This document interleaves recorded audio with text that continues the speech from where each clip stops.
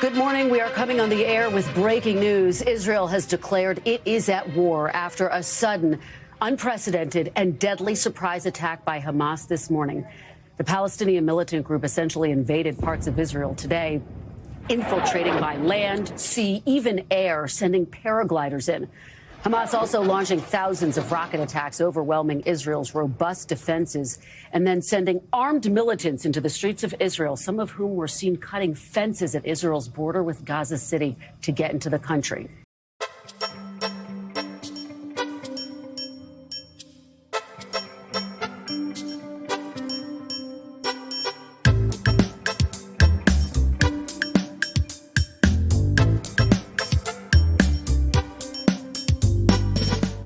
Hey, everybody.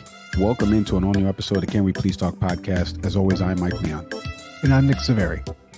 On the program today, everything that happened over the weekend with these unprecedented attacks by Hamas in Israel. Going to be covering it all. Joining us in just a second is a professor, a UCLA professor, and Gilbert Foundation Chair of Israel Studies, and the author of the book, The Israel-Palestinian Conflict, What Everyone Needs to Know, and that is Dov Waxman. He's going to be joining us in just a second.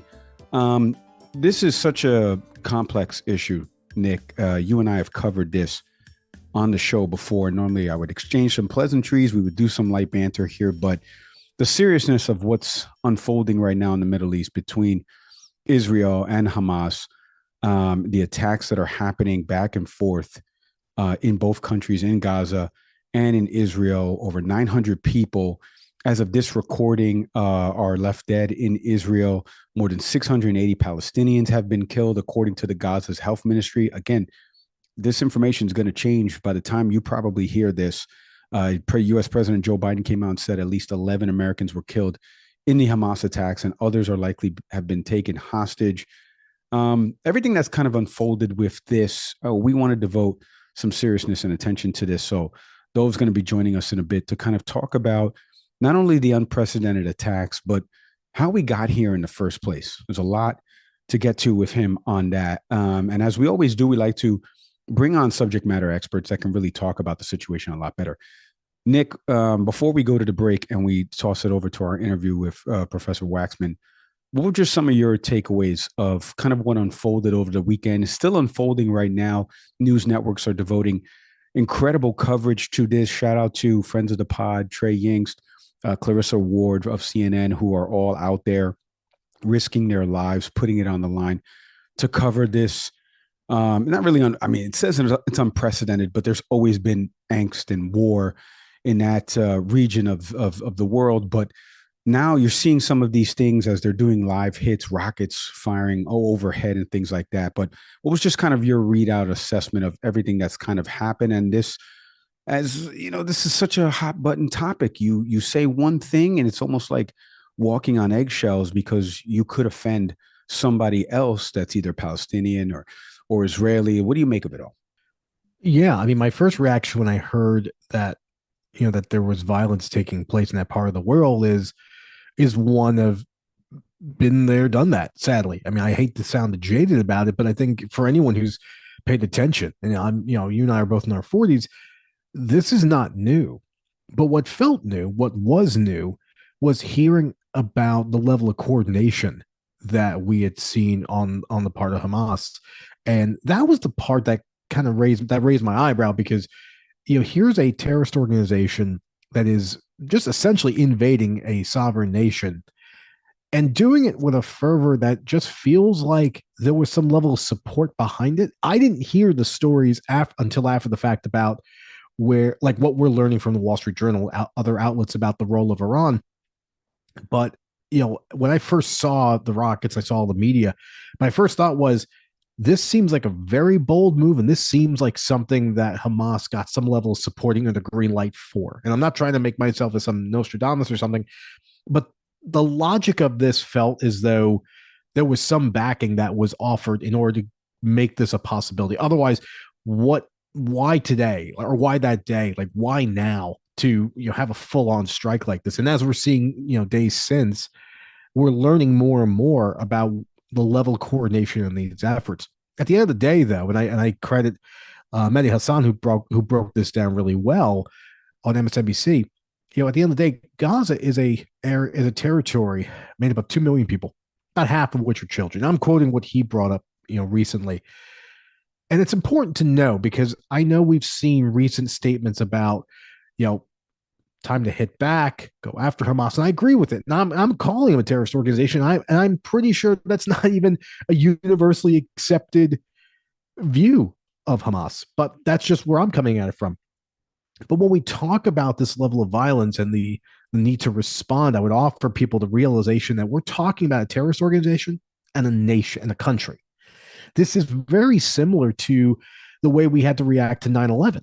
We, in the end, it began a war with Afghanistan, but what we knew at the time was this is a terrorist organization. Terrorist organizations are not countries. So if you are launching missile strikes, if you're engaging in violence, there's a very real possibility that people are going to get hit back, or people who did not want this conflict to happen in the first place. And when we're talking about children, we're talking about other people, we're talking about people who are swept up in the midst of chaos. And it's hard to ignore the fact that there are going to be many, many people, and there already been many, many people who did not want to be a part of this. This is ultimately going to come down to the Prime Minister of Israel. Netanyahu has made it very clear that he's staunch far right on this matter, whether you agree with it or not. And Hamas is very clear about what they want.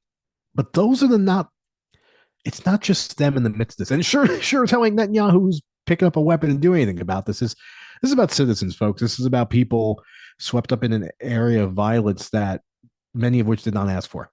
Yeah, we're going to try to do our best to really kind of go in depth here with Professor Waxman about everything that has taken place in the region over, a historical period of time. Tough to go all the way back into the annals of history of how this all unfoiled. But when we come back after the break, Professor Waxman is going to be joining us.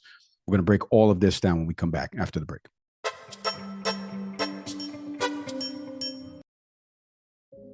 This episode is presented by the good folks over at Better Sleep, a personalized sleep experience for more restful nights and wakeful days. Nick, how's your sleeping habits, buddy? I know you got 2 kids. You wake up early.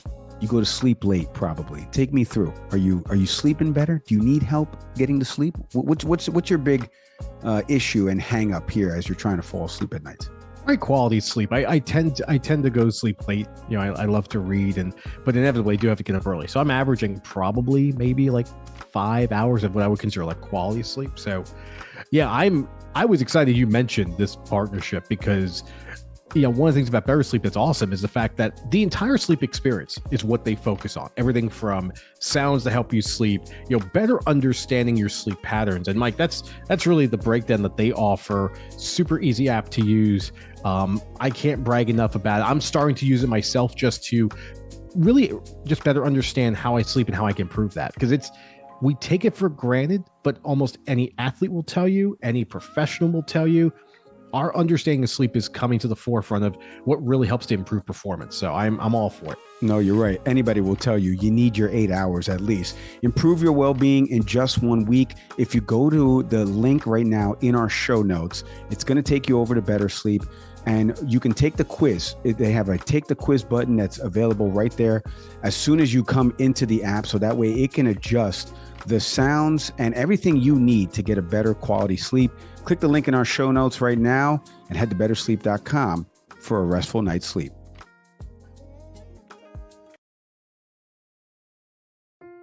This episode is presented by our friends, our good friends over at Fresh Roasted Coffee. The coffee that's keeping me awake when Nick Savari's putting me to sleep with one of his trains of thought. You give me a look here, Nick. Give me a little bit of how Fresh Roasted Coffee keeps you awake when I'm boring you with some of my trains of thought. Okay, thank you. Interesting introduction. Folks, I'm a huge fan, as you all know, of Fresh Roasted Coffee, primarily for the simple fact about diversity. If you're a tea person, they've got you covered. If you're a coffee person, they got you covered too. Mike and I take our coffee very differently. Mike is a Keurig man. That is efficient. That is tasty. That's the way to go. I am a French press person. Nowadays, I actually grind my own beans. So when I get my batch of fresh roasted coffee, it goes right into the grinder, then to the French press, boiled water, let's go. But in either case, our cup of coffee comes out delicious, mostly because they ask you at the jump, just tell us about you. Simple quiz. They'll direct you to the bean or brand that you should be getting in touch with. And that's the way to go. And then they just produce an incredible cup of coffee, again, regardless of how you do it. No, that's exactly right. You can take the quiz over at freshroastedcoffee.com. And in the show notes page right now of this episode, hit the link for a discount or enter in the promo code after you've taken the quiz, after you've selected the coffee you're going to order. Enter in the promo code, can we please get 20 for 20% off your first purchase. I'm telling you, this coffee is delicious. Go to freshroastedcoffee.com today.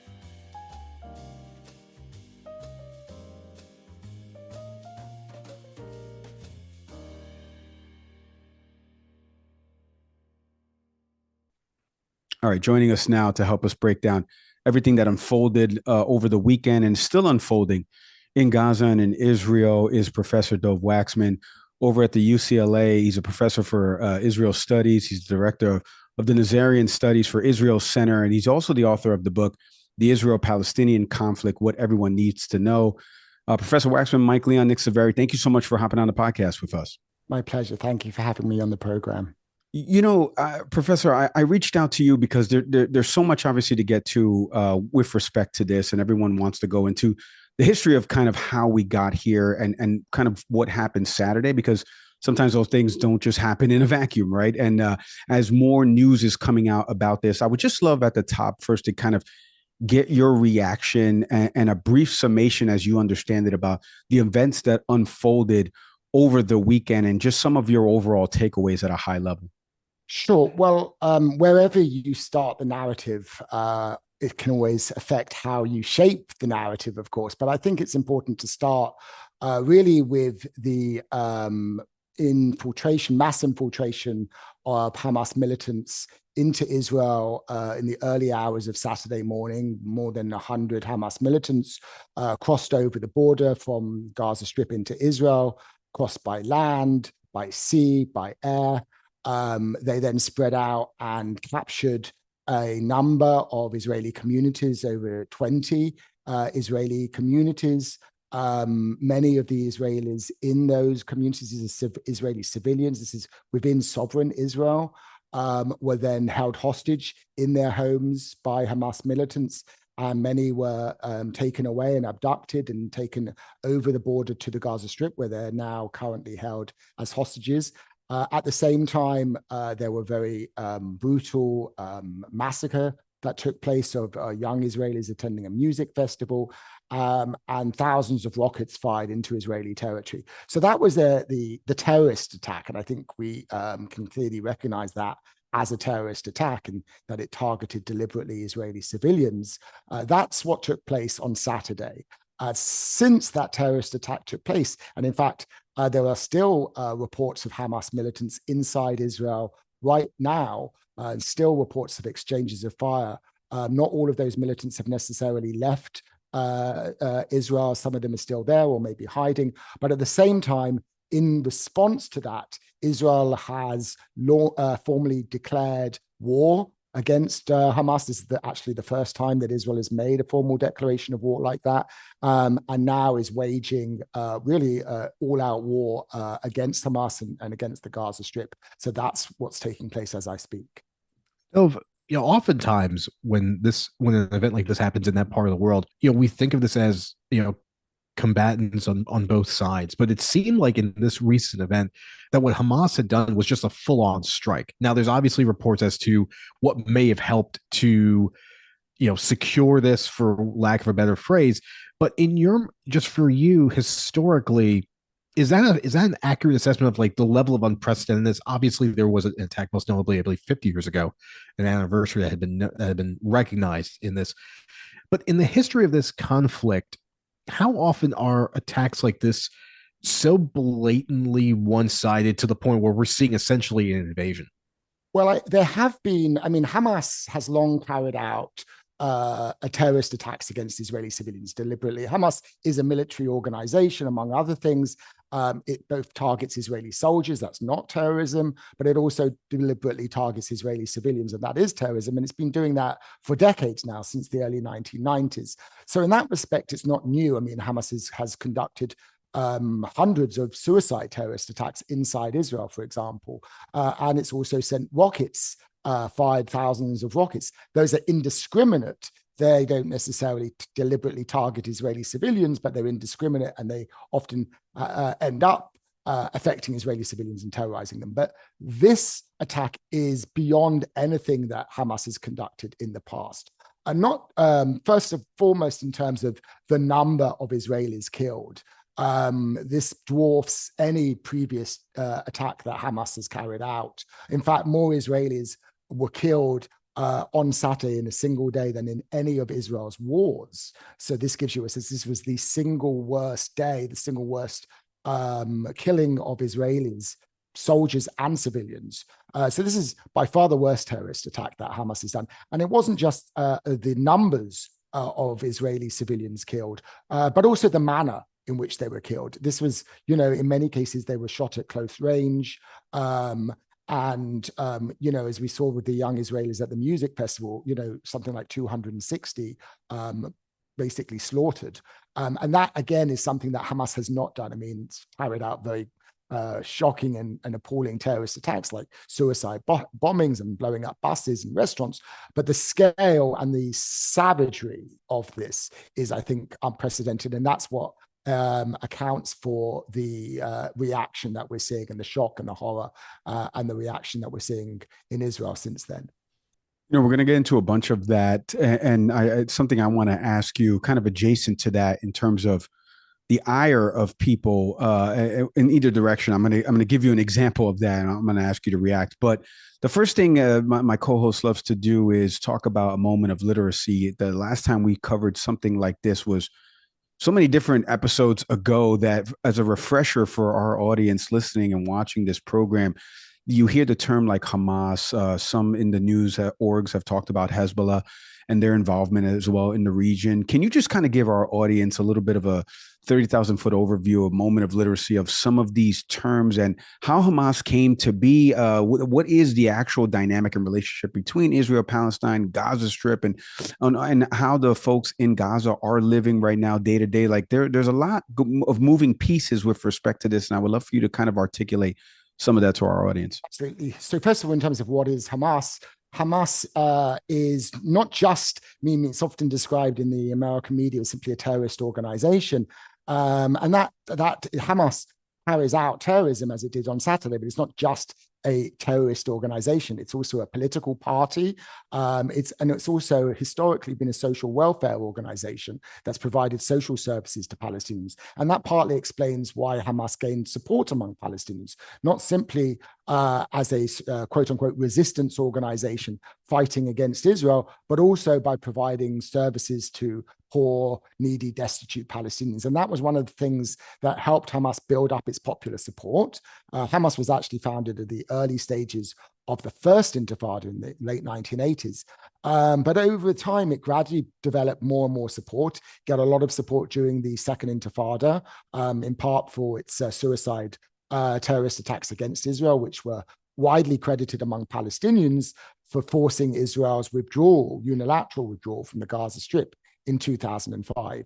And so Hamas kind of claimed credit for driving Israel out of the Gaza Strip.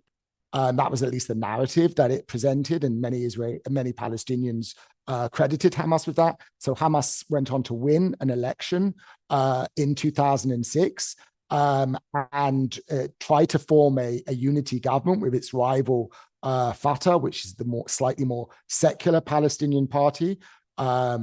Then there was a kind of brief essentially civil war between Hamas and Fatah, which ultimately led Hamas to gain sole control, to capture the Gaza Strip entirely. And since then, that was in 2007, Hamas has been ruling over the Gaza Strip as essentially a government in the Gaza Strip, while Hamas's rival, Fatah rules in the West Bank, in the Palestinian Authority in the West Bank. So the Palestinians are politically divided between these rivals, and bitter rivals, Hamas on the one hand and Fatah on the other. Hamas is a militant organization. It's an Islamist organization, so it is committed to the idea of having a Sharia-ruled Palestinian state. And unlike its more secular rival Fatah, ultimately Hamas wants to replace the state of Israel with a Palestinian state in all of historic Palestine. It's not just seeking Palestinian state in the West Bank, Gaza Strip, and East Jerusalem, and the occupied territories. So there's ideological differences as well as other differences between the two organizations. Many Palestinians do not support Hamas. In fact, many Palestinians in the Gaza Strip do not support Hamas. Essentially, Hamas has maintained its control over the Gaza Strip through, through repression. It's an authoritarian regime there. Palestinians in the Gaza Strip do not have freedom of speech, do not have the ability to assemble and demonstrate. So we shouldn't confuse the actions of Hamas with the views or the beliefs or opinions of Palestinians in the Gaza Strip. Palestinians in the Gaza Strip are not simply represented by Hamas. And that's, I think, an important distinction to recognize. Oh, and I appreciate you doing so.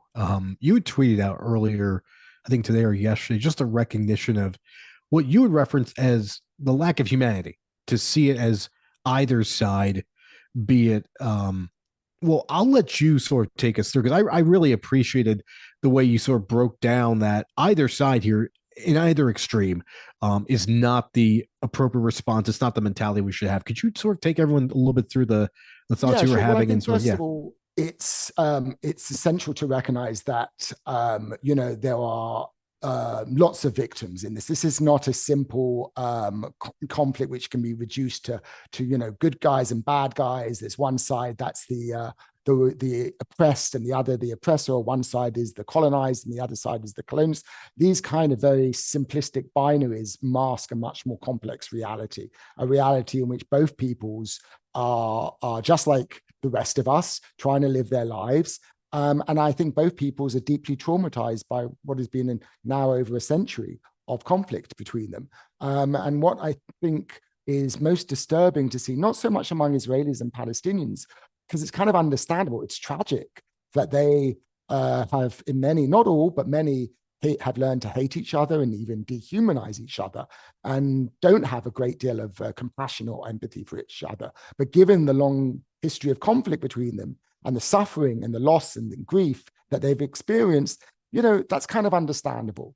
What really is less understandable, and is really, I think, reprehensible, is the ways in which people around the world, including in the United States, have kind of expressed the same kind of dehumanization of the other side, the same lack of compassion and empathy, and their willingness to somehow overlook or rationalize or justify the deaths of innocent civilians on one side or the other. So those who support the Palestinians somehow think it's okay, or they can overlook the fact that innocent Israeli civilians were killed in this and abducted. And similarly, those who support Israel somehow turn a blind eye to the fact that Palestinian civilians are the ones who are being, in many cases, killed and wounded and left homeless by the bombs that are currently falling on the Gaza Strip. So I think amidst everything else, we can argue about the rights and wrongs of the conflict, but it's it's always important to have in the forefront of our mind that civilians on both sides are suffering through this. And I'm not suggesting that they're suffering always to the same extent. Palestinian civilians have suffered more seriously in recent years than Israeli civilians have.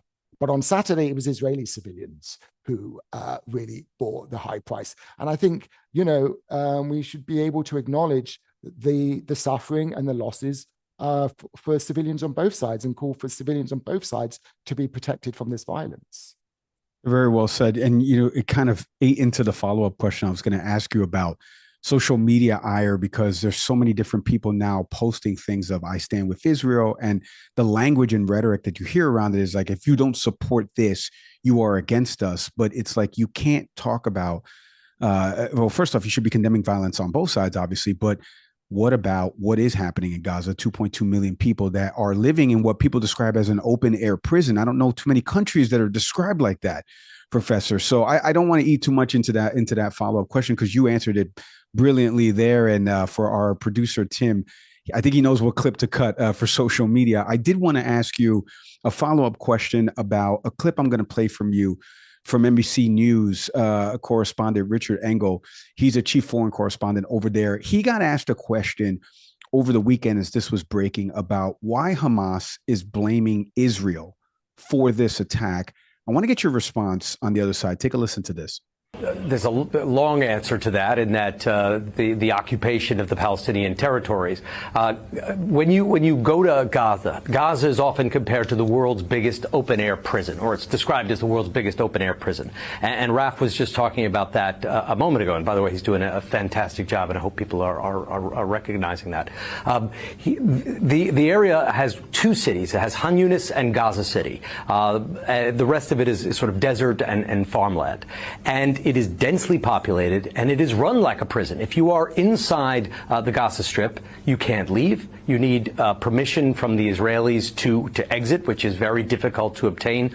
Most people never obtain it. Or you need the permission in the south from the Egyptian government. They also rarely give permission. So if you are born in Gaza and you've done nothing except live there your whole life, you are still, your life is to live as a prisoner inside this territory. So, Professor, you hear something like that. I want you to kind of assess, what we were just talking about before about an open air prison and people living under those conditions, and if what he said is accurate. But where do we go from here? If we have people that are living under that type of regime, or at least they can't leave freely, move about freely, and now we have an attack that happened in Israel, condemning the violence across all of it. Where do we go from here? Where is the opportunity for peace in the region, a two-state solution? Like, where does this all end up shaking out? Because it seems like we're running around in circles, and we have been for decades, like you said at the beginning of the program, with respect to this conflict.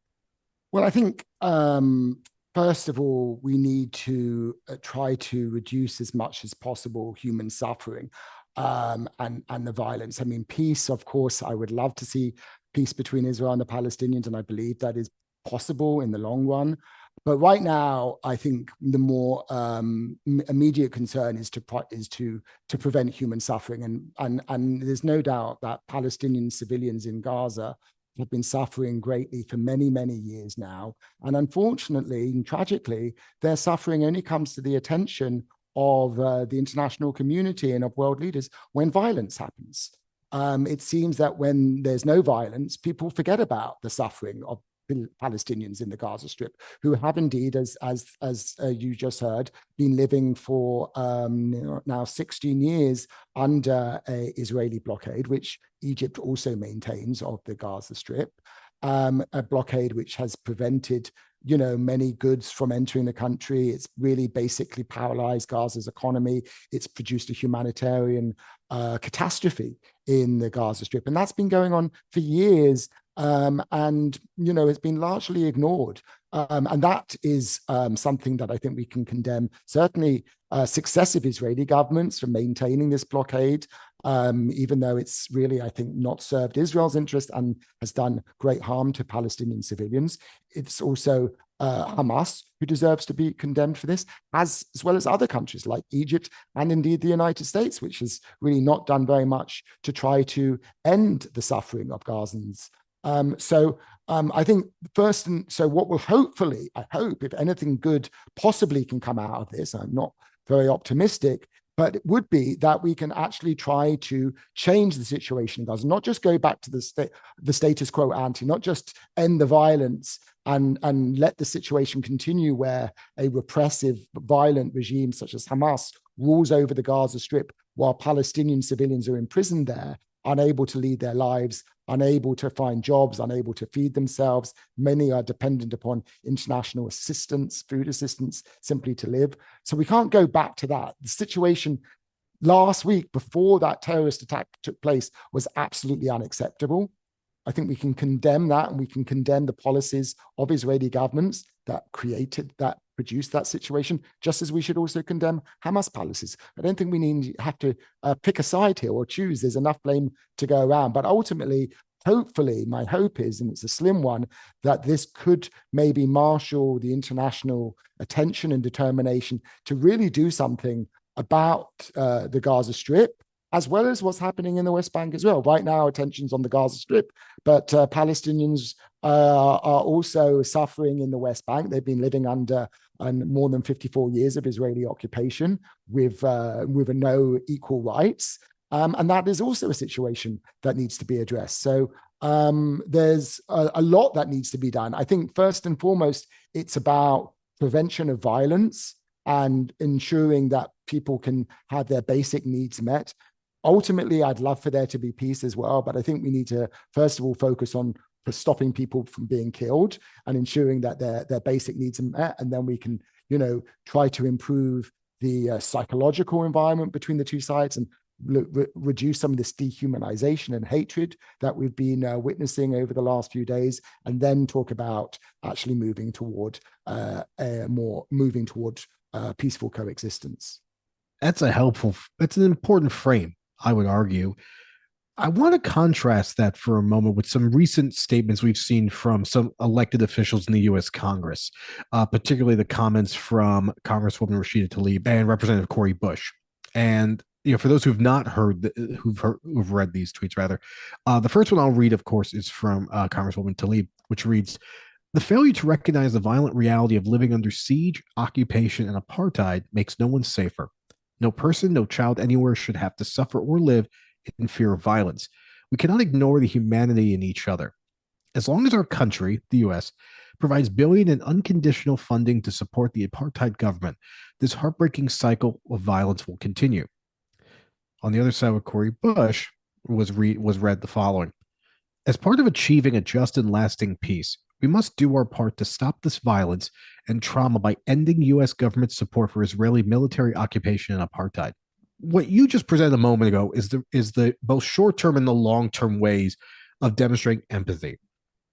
What I just read is not quite the same. And if it's okay with you, can you just take us through just your reactions as you hear sort of that sort of perspective, but also as a historian, like someone who's well versed in this conflict historically, what's your sense of that recent sort of recognition of, or this recent perspective that Israel seems to be typically to be who we blame, or some people seem to blame for this conflict?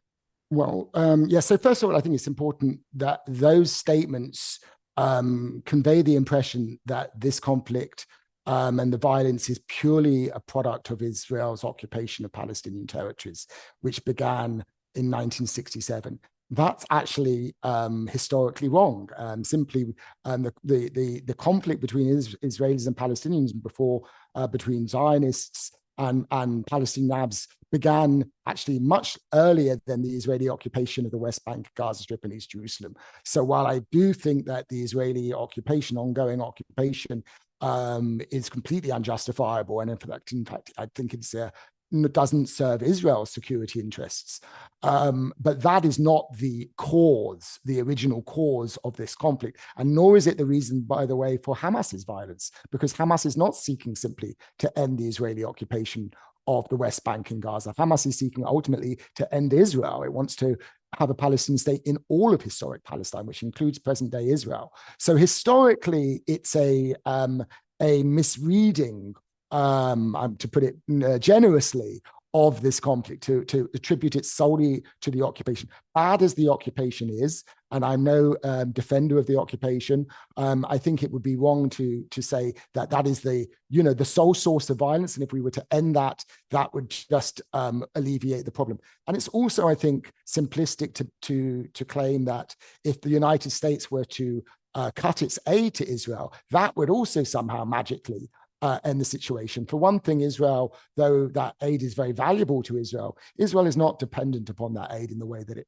was in the past. So if the United States was to end its support, military or financial support for Israel, which is mostly a subsidy for American arms manufacturers, because most of the money that the United States gives to Israel, those billions of dollars, actually has to be spent on the purchases of American arms. Even if the United States tomorrow would decide to cut off that military aid, I don't think that would necessarily dramatically change Israeli policy overnight. As long as the Israelis public believe, and many of them do, that it is too dangerous for Israel to withdraw from the West Bank, that it is too dangerous to allow a Palestinian state to be established there. That is what they believe, and there's good reason for why they believe that. It's not just a fantasy, or they see that as a potential threat, that particularly the risk that Hamas could take over a Palestinian state. Then they're not going to leave the West Bank. They're not going to end the occupation. So getting Israelis out of much of the West Bank, getting Israel to end the occupation, requires understanding not just the suffering of Palestinians, but also the legitimate concerns and fears of Israelis. And so that does require empathy and compassion for both sides. If you want to change the situation on the ground, you have to be able to understand what's driving that. And it's not just a kind of a territorial greed, though that is true for some hardliners in Israel. That's the minority. Many Israelis would quite happily get out tomorrow and withdraw from the West Bank if they thought they could do so safely.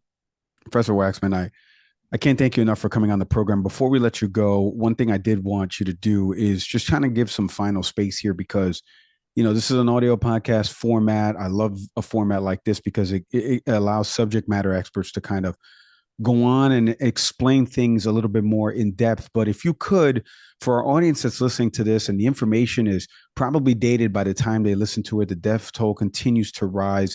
Bibi Netanyahu did say that we are at war, declaring war, like you mentioned, for the first time in a while against Hamas. What are some takeaways that you would want to leave with the audience about the conflict overall and kind of where we go with here? Or have you really stated it all? Or is there anything that no stone left unturned here in terms of what you would want somebody to take away? Maybe they want to learn a little bit more about it. What would you recommend? Yeah, well, first of all, I would repeat the point that I made earlier, that this isn't a zero-sum conflict, that one shouldn't have to take a side and ignore the other side's suffering, that in fact, ultimately the interests of Israelis and Palestinians go together. And I think it's important for people to, keep in mind the civilians on both sides of this conflict and not feel that they have to pick a side or support one side or the other. And often it's framed in these terms, and propagandists on both sides would like people to obviously, demonize the other side. But I think people should try to avoid that. But it's also important to recognize that the United States has a role in this. The United States is Israel's biggest ally.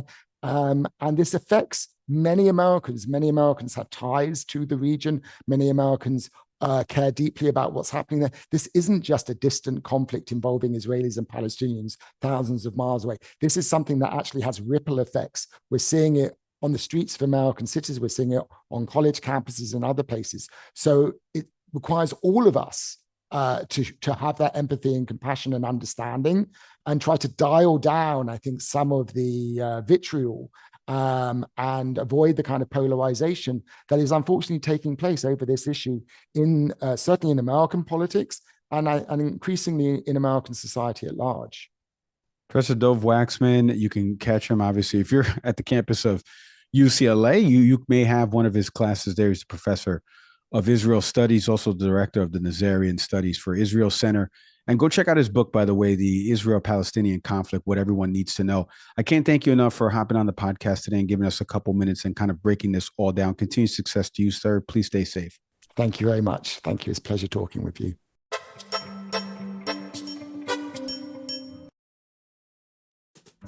This episode is presented by the good folks over at Nerd Focus, new energy drink sponsor on the show. Nick, let me ask you a quick question. Do you lack focus and concentration, motivation? Do you need something to boost your stamina and strength?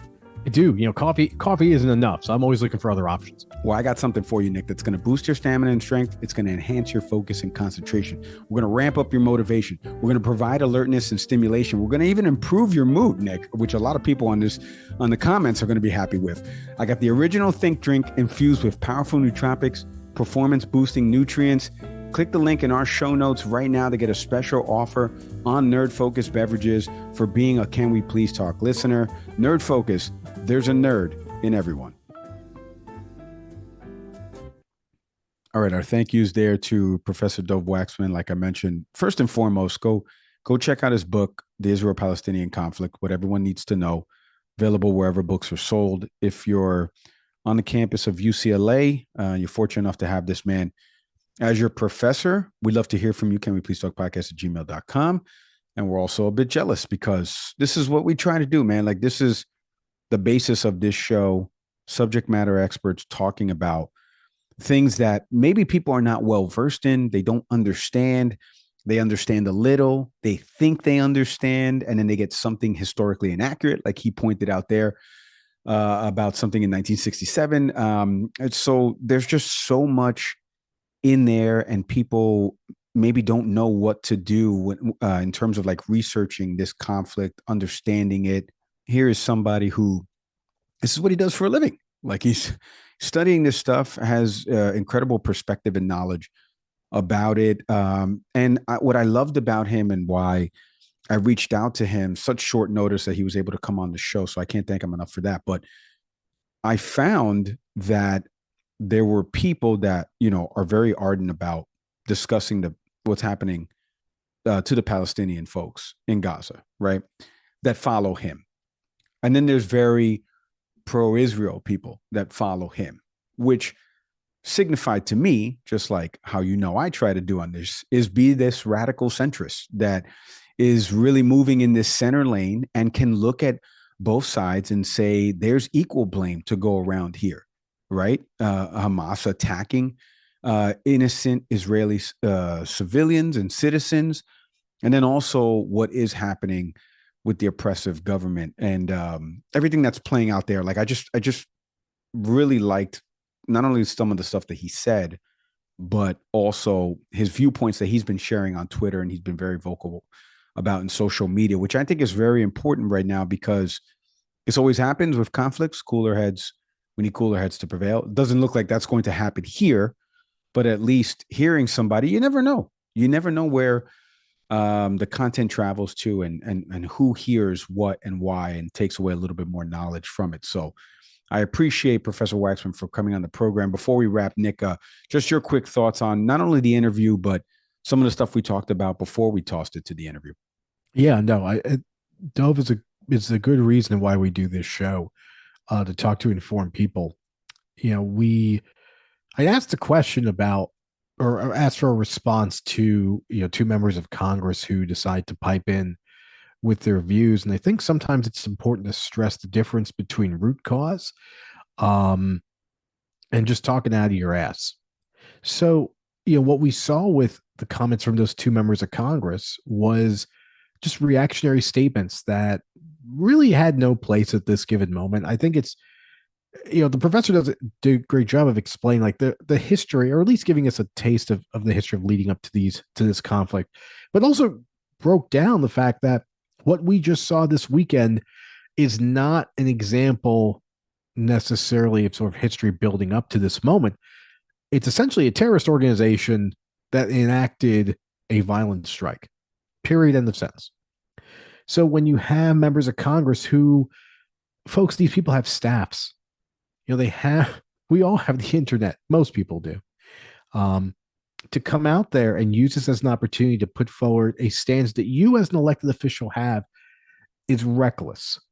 So when you see comments about, well, this is the time to talk about questioning, how much money the U.S. sends to Israel, that's just done in poor taste. And honestly, it's hack. This is part of the act for some members of Congress. And this seemed like poor choice of words. The professor explained historically. That was the thing that drove me the craziest, was it's even historically inaccurate what they wrote. Right. You'd think they'd vet this stuff. they get paid. Like, what exactly they do? Anyway, I'm going to stop the ranting. Wow.